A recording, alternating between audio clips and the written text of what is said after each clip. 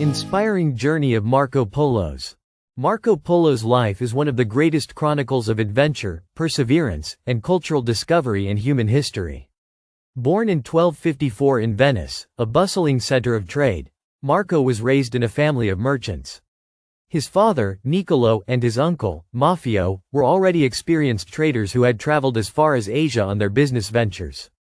When they returned to Venice in 1269, after years of travel, they brought back exciting news about their visit to the court of Kublai Khan, the Mongol ruler of China, who had expressed interest in learning more about the Christian West. This news would forever change Marco Polo's life. In 1271, when Marco was just 17 years old, he embarked on a journey with his father and uncle to return to the east and visit the court of Kublai Khan. This journey, which would span 24 years, became one of the most famous voyages in history.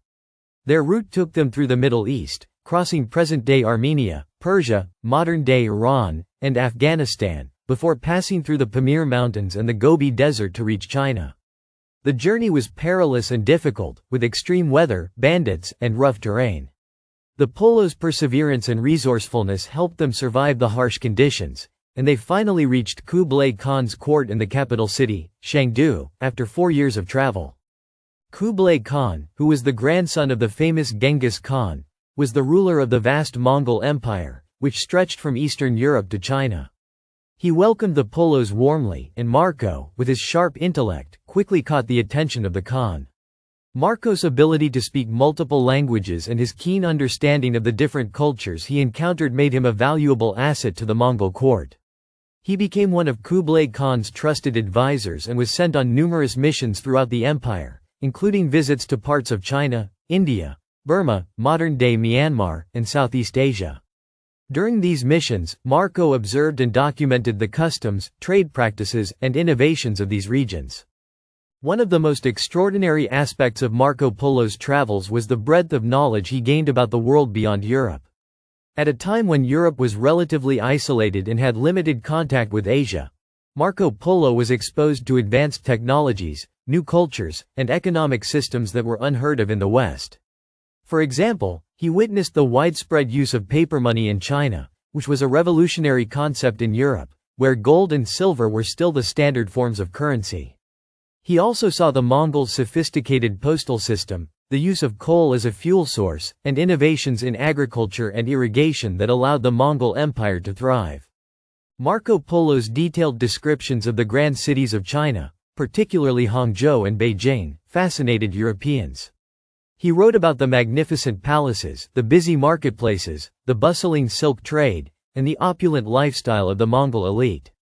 His accounts of Kublai Khan's court, with its lavish banquets, luxurious clothing, and advanced administrative system, seemed almost too incredible to believe for many in Europe.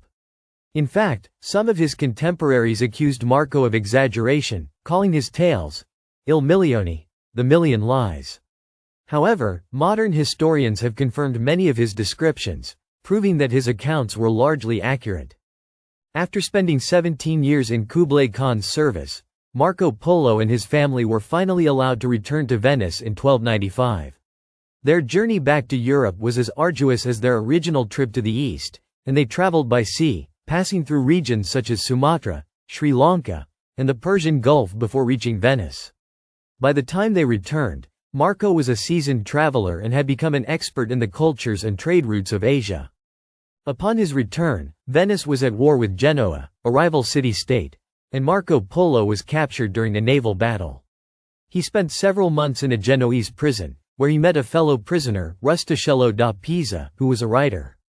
It was in prison that Marco Polo dictated the stories of his travels to Rustichello, who wrote them down in what would become the Travels of Marco Polo, also known as Il Milione. This book became one of the most influential travelogues of the Middle Ages, offering Europeans their first comprehensive look at the lands and cultures of Asia. The Travels of Marco Polo had a profound impact on European understanding of the world. It inspired future explorers, such as Christopher Columbus, who carried a copy of Polo's book with him on his own voyages to the New World. Polo's descriptions of the wealth and splendor of the East also fueled Europe's desire to establish direct trade routes with Asia, leading to the Age of Exploration and the eventual discovery of sea routes to India and China. Despite his fame, Marco Polo remained modest about his achievements. In his later years, he returned to a quiet life in Venice, where he continued to work as a merchant. He never traveled far from home again, but his legacy as one of the world's greatest explorers lived on. Marco Polo died in 1324, but his name remains synonymous with adventure, exploration, and discovery. Marco Polo's life is a testament to the power of curiosity and perseverance. His ability to navigate diverse cultures, learn new languages, and document his experiences made him a bridge between East and West at a time when the world was much less connected. His journey teaches us the importance of open-mindedness, adaptability, and the willingness to step outside one's comfort zone in search of knowledge. For more legendary stories like Marco Polo's inspiring journey, don't forget to like, share, and comment on the Legendary Lives channel.